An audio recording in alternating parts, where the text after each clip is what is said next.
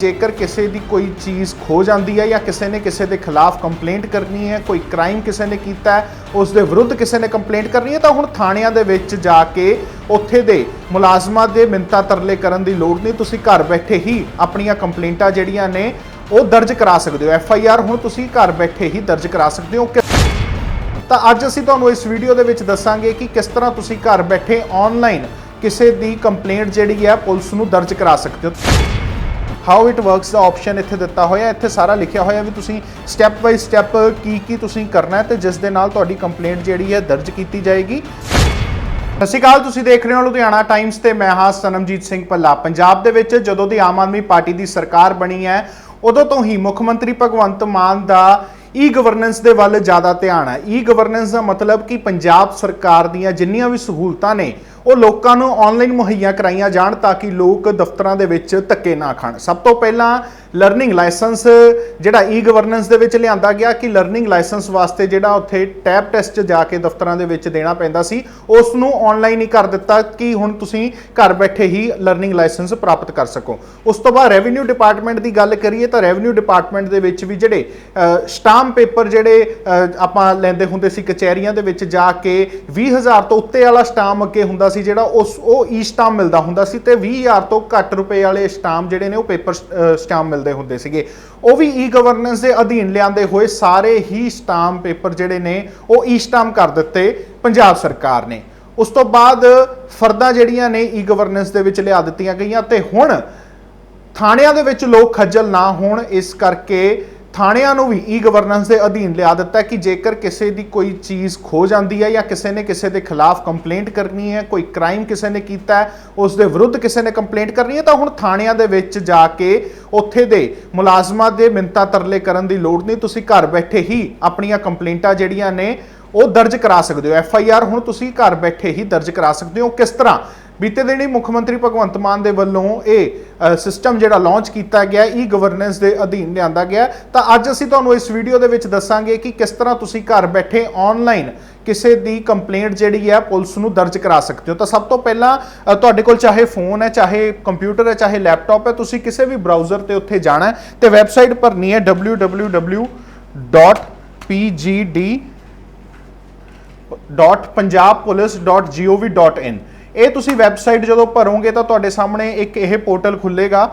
Portal खुलण तो बाद तुहाडे सामने मुख्यमंत्री भगवंत मान की तस्वीर भी सामने आएगी तो इत्थे सारी डिटेल्स लिखी होएगी कि यह पोर्टल जिहड़ा किस वास्ते बनाया गया। पर जे तुसीं कंप्लेंट दर्ज करानी है तो तुहानूं की करना पएगा, तुहानूं वो दसदे आ। पर सब तो पहला तुहानूं दस दिंदे कि वैबसाइट ते भी सारियां चीज़ां जिहड़ियां ने वो इत्थे दस्सियां होईयां ने कि तुसीं किस तरह कंप्लेंट लॉग इन कर सकते हो। जिस तरह हाउ इट वर्क्स का ऑप्शन इत्थे दिता होया, इत्थे सारा लिखिया होया भी तुसीं स्टैप बाय स्टैप की तुसीं करना है तो जिस दे नाल तुहाडी कंप्लेंट जिहड़ी है दर्ज की जाएगी।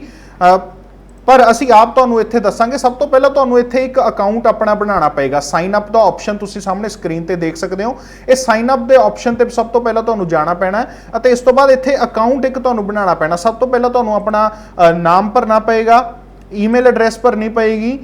तां जिहड़ा जेकर किसी NRI ने करनी है कंप्लेंट, जिस तरह बाहरले देशों के पंजाब के बहुत लोग बैठे हैं, जे किसी NRI ने भी कंप्लेंट करनी है तो वह भी इस पोर्टल के राही विदेश बैठा ही कंप्लेंट जी कर सकता। उसनों पूरी ईमेल ID ते पूरा सारा अपना वेरवा देना पेगा।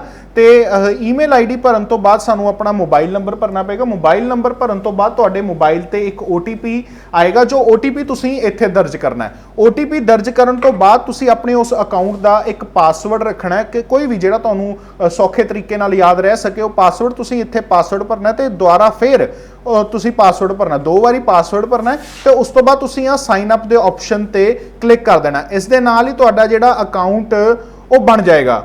वो अकाउंट बनन तो बाद तुसीं हुण जिस तरह जदों तुसीं वो पोर्टल खोलोगे इत्थे एक ऑप्शन आ रही है कि पहला तो ही तुहाडा अकाउंट है, ऑलरेडी अकाउंट है, तो हुण तुहाडा अकाउंट बन चुका। तो तुसीं इस लॉगिन दे ऑप्शन ते जाना है।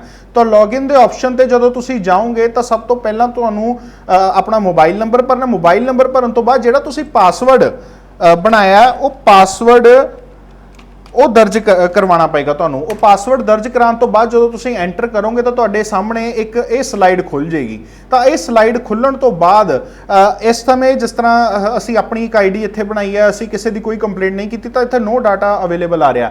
ਪਰ ਜਦੋਂ ਹੁਣ ਤੁਸੀਂ ਕਿਸੇ ਦੀ ਕੰਪਲੇਂਟ ਲੌਜ ਕਰਨੀ ਹੈ ਤਾਂ ਤੁਸੀਂ ਖੱਬੇ ਪਾਸੇ ਆਪਣੇ ਦੇਖਣਾ, ਜੇਕਰ ਤੁਸੀਂ ਕੰਪਿਊਟਰ ਜਾਂ ਲੈਪਟਾਪ ਤੇ ਖੋਲਿਆ ਹੋਇਆ ਤਾਂ ਖੱਬੇ ਪਾਸੇ ਤੁਹਾਡੇ ਕੋਲ 4 ਆਪਸ਼ਨਸ ਆਈਆਂ ਹੋਣਗੀਆਂ, ਹੋਮ, ਲੌਜ ਗ੍ਰੀਵੀਐਂਸ, ਟਰੈਕ ਗ੍ਰੀਵੀਐਂਸ ਤੇ ਲੌਗ ਆਊਟ ਦਾ। ਜੇਕਰ ਤੁਸੀਂ ਕੰਪਲੇਂਟ ਦੇਣੀ ਹੈ ਤਾਂ ਦੂਜੀ ਆਪਸ਼ਨ ਲੌਜ ਗ੍ਰੀਵੀਐਂਸ ਤੁਸੀਂ ਉਸ ਤੇ ਕਲਿੱਕ ਕਰੋਗੇ ਤਾਂ ਇੱਥੇ ਕੰਪਲੇਂਟ ਟਾਈਪ ਤੁਸੀਂ ਪਹਿਲਾਂ ਦਰਜ ਕਰਨਾ ਹੈ ਕਿ ਪ੍ਰੀ FIR ਹੈ, ਵੀ ਮਤਲਬ ਤੁਹਾਡੀ FIR ਹਜੇ ਦਰਜ ਨਹੀਂ ਹੋਈ, ਉਸ ਤੋਂ ਪਹਿਲਾਂ ਦੀ ਜਿਹੜੀ ਜਾਣਕਾਰੀ ਤੁਸੀਂ ਦੇਣੀ ਹੈ ਕਿ FIR ਤੋਂ ਬਾਅਦ ਕੋਈ ਤੁਹਾਨੂੰ ਸ਼ਿਕਾਇਤ ਆਈ ਹੈ ਉਸ ਸੰਬੰਧੀ ਤਾਂ ਤੁਸੀਂ ਉਹ ਆਪਸ਼ਨ ਸਿਲੈਕਟ ਕਰਨਾ ਹੈ। ਜੇ ਕੋਈ ਹੋਰ ਹੈ ਤਾਂ ਤੁਸੀਂ ਉਹ ਸਿਲੈਕਟ ਕਰਨਾ। ਤਾਂ ਉਸ ਤੋਂ ਬਾਅਦ ਆਪਣਾ ਨਾਮ ਦਰਜ ਕਰਾਉਣਾ, ਆਪਣੇ ਫਾਦਰ ਨੇਮ ਦਾ ਆਪਣਾ ਦਰਜ ਕਰਾਉਣਾ ਇੱਥੇ ਨਾਮ, ਆਪਣੇ ਮਦਰ ਨੇਮ ਦਾ ਦਰਜ ਕਰਾਉਣਾ, ਆਪਣੀ ਨੈਸ਼ਨੈਲਿਟੀ ਦੱਸਣੀ ਹੈ, ਆਧਾਰ ਨੰਬਰ ਦੇਣਾ, ਮੋਬਾਈਲ ਨੰਬਰ ਦੇਣਾ, ਲੈਂਡਲਾਈਨ ਨੰਬਰ ਜੇਕਰ ਕੋਈ ਹੈਗਾ ਜਾਂ ਅਲਟਰਨੇਟ ਨੰਬਰ ਕੋਈ ਹੈਗਾ ਉਹ ਤੁਸੀਂ ਭਰਨਾ ਹੈ। ਈਮੇਲ ਐਡਰੈਸ ਭਰਨ ਤੋਂ ਬਾਅਦ ਤੁਸੀਂ ਨੈਕਸਟ ਕਰ ਦੇਣਾ। ਨੈਕਸਟ ਕਰਨ ਤੋਂ ਬਾਅਦ ਤੁਹਾਡੀ ਇੱਥੇ ਐਡਰੈਸ ਤੁਹਾਡੇ ਤੋਂ ਪੁੱਛਿਆ ਜਾਏਗਾ ਵੀ ਜਿਹੜਾ ਕੰਪਲੇਨੈਂਟ ਹੈ ਉਹਦਾ ਐਡਰੈਸ ਇੱਥੇ ਦਰਜ ਕਰਨਾ ਪਏਗਾ। ਤਾਂ ਸਾਰਾ ਇੱਥੇ ਭਰਨਾ ਪਏਗਾ, ਕੰਟਰੀ ਕਿਹੜੀ ਹੈ, ਸਟੇਟ ਕਿਹੜੀ ਹੈ, ਜ਼ਿਲ੍ਹਾ ਕਿਹੜਾ, ਪੁਲਿਸ ਥਾਣਾ ਕਿਹੜਾ ਲੱਗਦਾ ਹੈ, ਕਲੋਨੀ ਕਿਹੜੀ ਹੈ, ਗਲੀ ਦਾ ਨਾਮ ਕੀ ਹੈ, ਮਕਾਨ ਨੰਬਰ ਕੀ ਹੈ, ਤੇ ਇੱਥੇ ਸਾਰਾ ਕੁਝ ਉਹ ਸਿਲੈਕਟ ਕਰਨਾ ਹੈ। ਉਹ ਸਿਲੈਕਟ ਕਰਨ ਤੋਂ ਬਾਅਦ ਸਾਰਾ ਤੁਸੀਂ ਫਿਰ ਉਹ ਭਰ ਕੇ ਨੈਕਸਟ ਕਰ ਦੇਣਾ। ਤਾਂ ਉਹ ਨੈਕਸਟ ਕਰਨ ਤੋਂ ਬਾਅਦ ਕਿਸ ਦੇ ਅਗੇਂਸਟ ਤੁਸੀਂ ਕੰਪਲੇਂਟ ਕੀਤੀ ਹੈ, ਤੀਜਾ ਸਟੈਪ ਜਿਹੜਾ ਹੈਗਾ ਉਹ ਹੈ ਤੁਸੀਂ ਕਿਸ ਦੇ ਅਗੇਂਸਟ ਕੰਪਲੇਂਟ ਕੀਤੀ ਹੈ, ਜਿਹਦੇ ਖਿਲਾਫ ਤੁਸੀਂ ਸ਼ਿਕਾਇਤ ਦਰਜ ਕਰਾਣੀ ਹੈ ਤਾਂ ਉਹਦਾ ਵੇਰਵਾ ਸਾਰਾ ਤੁਹਾਨੂੰ ਇਸ ਕੰਪਲੇਂਟ ਦੇ ਵਿੱਚ ਦੇਣਾ ਪੈਣਾ। ਤਾਂ ਉਸ ਵਿਅਕਤੀ ਦਾ ਵੇਰਵਾ ਦੇਣ ਤੋਂ ਬਾਅਦ ਉਸ ਸ਼ਿਕਾਇਤ ਦਾ ਵੇਰਵਾ ਦੇਣਾ ਕਿ ਉਸ ਬੰਦੇ ਨੇ ਕੀ ਜੁਰਮ ਕੀਤਾ ਜਿਸ ਦੇ ਵਾਸਤੇ ਤੁਸੀਂ ਉਸ ਦੀ ਕੰਪਲੇਂਟ ਦੇ ਰਹੇ ਹੋ ਜਾਂ ਤੁਹਾਨੂੰ ਕੀ ਦਿੱਕਤ ਆ ਰਹੀ ਹੈ, ਉਹ ਸਾਰੀ ਜਾਣਕਾਰੀ ਤੁਸੀਂ ਹੈ ਉਹ ਚੌਥੇ ਸਟੈਪ ਦੇ ਵਿੱਚ ਦੇਣੀ ਹੈ ਜਿੱਥੇ ਲਿਖਿਆ ਹੋਇਆ ਸ਼ਿਕਾਇਤ ਦਾ ਵੇਰਵਾ। ਆਪਣੀ ਸ਼ਿਕਾਇਤ ਦਾ ਵੇਰਵਾ ਤੁਸੀਂ ਉਸ ਦੇ ਵਿੱਚ ਦੇਣਾ। ਤਾਂ ਉਸ ਤੋਂ ਬਾਅਦ ਜੇਕਰ ਤੁਸੀਂ ਆਪਣੇ ਹੱਥ ਦੇ ਨਾਲ ਕੋਈ ਐਪਲੀਕੇਸ਼ਨ ਲਿਖੀ ਹੈ, ਕੋਈ ਕੰਪਲੇਂਟ ਲਿਖੀ ਹੈ ਤਾਂ ਉਸ ਨੂੰ ਤੁਸੀਂ 5ਵੇਂ ਸਟੈਪ ਤੇ ਜਾ ਕੇ ਅਪਲੋਡ ਕਰਨਾ ਹੈ। ਉਹ ਆਪਣੇ ਅਪਲੋਡ ਤੁਸੀਂ ਕਰਨ ਤੋਂ ਬਾਅਦ ਤੁਹਾਡੀ ਜਿਹੜੀ ਕੰਪਲੇਂਟ ਹੈ ਉਹ ਦਰਜ ਹੋ ਜਾਏਗੀ। ਦਰਜ ਹੋਣ ਤੋਂ ਬਾਅਦ ਜਦੋਂ ਤੁਸੀਂ ਦੁਬਾਰਾ ਇੱਥੇ ਹੋਮ ਤੇ ਕਲਿੱਕ ਕਰੋਗੇ ਤਾਂ ਸਾਹਮਣੇ ਜਿੱਥੇ ਪਹਿਲਾਂ ਲਿਖਿਆ ਹੁੰਦਾ ਸੀ ਨੋ ਡਾਟਾ ਅਵੇਲੇਬਲ ਇਨ ਦੀ ਟੇਬਲ, ਇੱਥੇ ਤੁਹਾਡੀ ਉਹ ਕੰਪਲੇਂਟ ਆ ਜਾਏਗੀ ਕਿ ਤੁਹਾਡੀ ਇਹ ਕੰਪਲੇਂਟ ਨੰਬਰ ਹੈ ਤੇ ਇਹ ਇੱਥੇ ਦਰਜ ਹੋਈ ਹੈ। UID ਨੰਬਰ ਹੁੰਦਾ ਜਿਹੜਾ ਕੰਪਲੇਂਟ ਹੁੰਦਾ ਉਹ UID ਨੰਬਰ ਹੁੰਦਾ।